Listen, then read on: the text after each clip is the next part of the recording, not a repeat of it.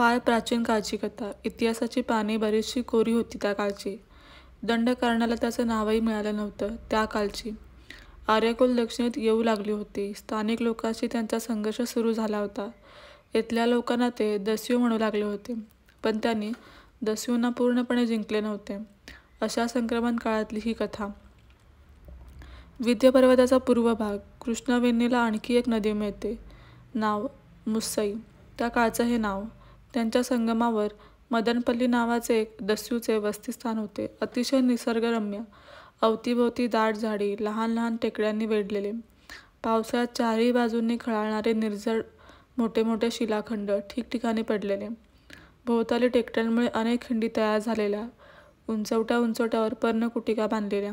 नदीतीरी उगवणारे धान्य, फळमुळं खावीत, शिकार करावी, मांसावर ताव मारावा हाच त्यांचा दिनक्रम. रात्रीच्या वेळी मद्य प्यायचं आणि शिकोटीच्या उजेडात धुंद होऊन नाचायचं, गायचं. शिकारीसाठी फळमुळं गोळा करण्यासाठी दिवस उगवायचा आणि नाचगाण्यात दिवस मावळायचा. दिवस रात्रीच्या या पाठशिवणीच्या खेळाचं त्यांना भान नव्हतं. कालचक्र किती फिरलं हे त्यांना कळतही नव्हतं.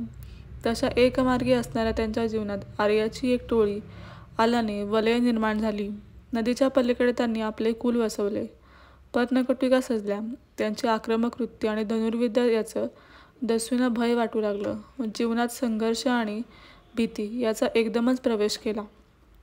एके दिवशी सकाळीच आर्यकुळातल्या सभेत एका वीराने एका दस्यूकन्येला आणून उभे केले.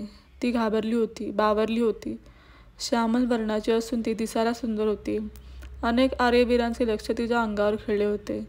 ती मात्र खाली मान घालून उभी होती. थोड्या वेळात कुलपती आले. त्या वीराने सांगितलं, महाराज, मी दस्यूकन्या जिंकली आहे.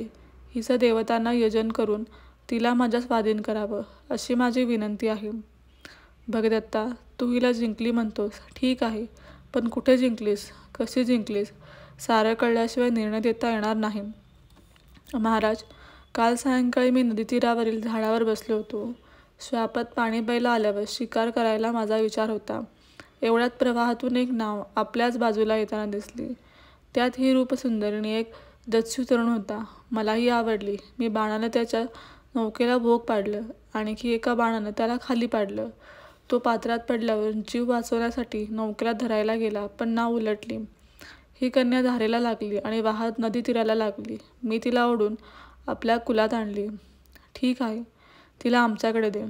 भार्गवा, देवव्रता, आज्ञा व्हावी गुरुदेव. हिला स्नान वगैरे घालून शुद्ध करा आणि सायंकाळी होमाच्या वेळी यज्ञस्थळी उपस्थित करा. त्यावेळी समंत्रक देवतांना हिचे यजन करू. देवव्रत, भार्गव यांनी तिला ताब्यात घेतले. बरोबर आणखी सशस्त्र तरुण तिच्या संरक्षणात होते. दस्यूंनी हल्ला केला तर प्रतिकार करता यावा यासाठी ही योजना होती. ते नदीच्या रस्त्याला लागले. देवव्रताला दस्यूची भाषा येत नव्हती. इतरांना मात्र संस्कृताशिवाय अन्य भाषांचा गंधही नव्हता. नदीच्या वाटेला लागताच त्याने तिला गोड भाषेत विचारले, तुझे नाव काय? तिच्या भाषेत आलेल्या या प्रश्नाने तिला आश्चर्य वाटले.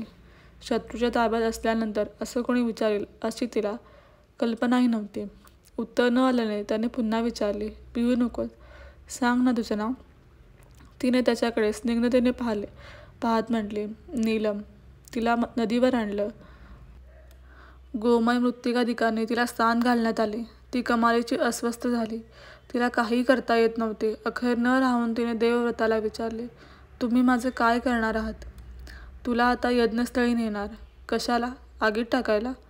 तुला अग्निभोवती फिरवणार, मंत्र म्हणणार, मग तू पवित्र झालीस की भगदत्ताला देऊन टाकणार. मग तो माझं काय करणार? लग्न करणार माझ्याशी? छे, वेडी का तू? दस्यूकन्येशी कोणी लग्न लावत नसतं.